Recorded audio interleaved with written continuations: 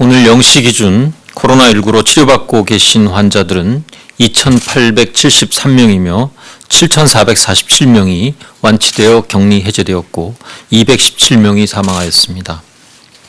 어제 신규 확진자 수는 25명이며 격리 해제는 79명입니다. 안타깝게도 3분이 사망하셨습니다. 고인의 명복을 빌고 유가족분들께 깊은 위로의 뜻을 전합니다. 신규 확진 25명 가운데 9건은 국내 확진 사례입니다. 해외 유입 신규 사례는 총 16건으로 검역 단계에서 확진 사례가 6건, 지역사회 확진 사례가 10건입니다. 이 가운데 3분을 제외한 13분이 우리 국민입니다. 지난 주말 부활절 종교 행사나 총선 등의 영향을 확인하기 위해서는 앞으로도 일주일간 확진 환자 추이를 면밀히 살펴볼 필요가 있습니다. 이번 주에도 지난주와 마찬가지로 신규 확진자 수가 50명 이내로 꾸준히 유지될 수 있도록 경계를 늦추지 않고 사회적 거리두기를 철저히 실천해 주시기를 당부드립니다.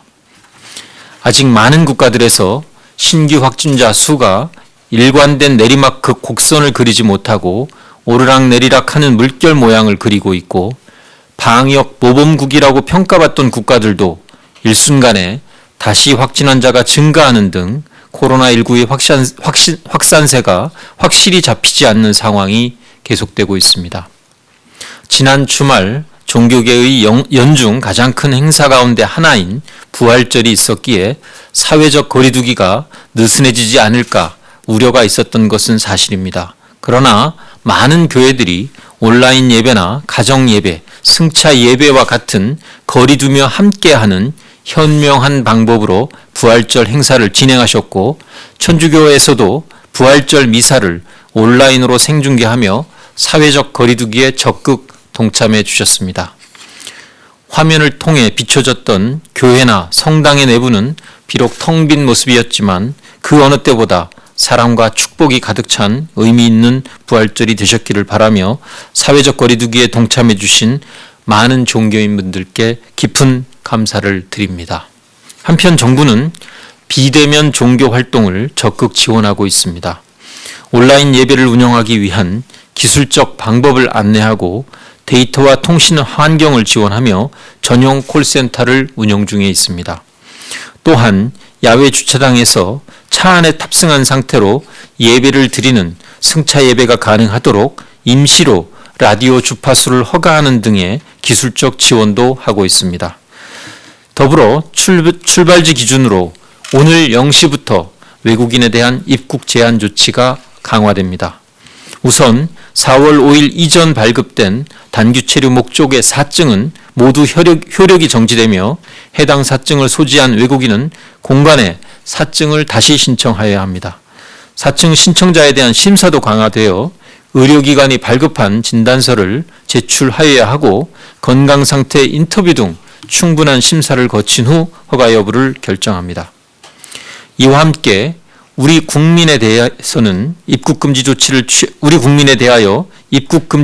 취한 국가나 지역에 대해서는 상호주의 차원에서 사증 면제와 무사증 입국을 제한합니다.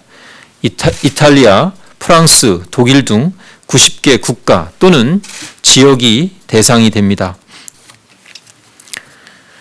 오늘 주요 일간지 가운데 한 언론사에서 총선이 다가오자 신규 확진 환자 발생 수를 줄이려고 검사 건수를 축소한다라는 보도가 있었습니다. 이에 대해서는 이미 이틀 전에도 방역대책본부 브리핑을 통해 이것이 전혀 사실이 아님을 충분히 설명하였음에도 불구하고 이러한 보도가 나간 것에 대하여 매우 안타깝고 강한 유감의 뜻을 전합니다.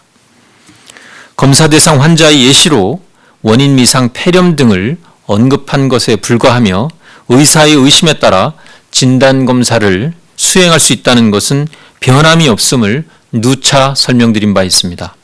실제 지금까지 의료기관의 검사 청구에 대하여 의학적 판단을 이유로 삭감한 사례는 없으며 모두 그대로 인정하고 있음을 다시 한번 말씀드립니다.